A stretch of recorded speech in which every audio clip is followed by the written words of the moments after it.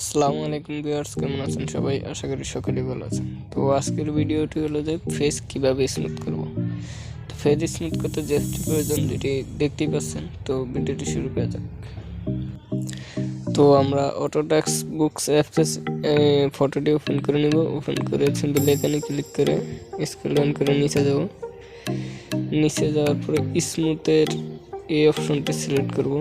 Select করে এটাকে 0 মানে 1 করে দিয়ে এটাকে 20-এর ভিতরে রাখবো। 20-এর ভিতরে রেখে জুম করে যেটা স্মুথ করতে চাই আমরা ওটাকে এখানে ড্র করবো। দেখবেন যে স্মুথ হইতেছে।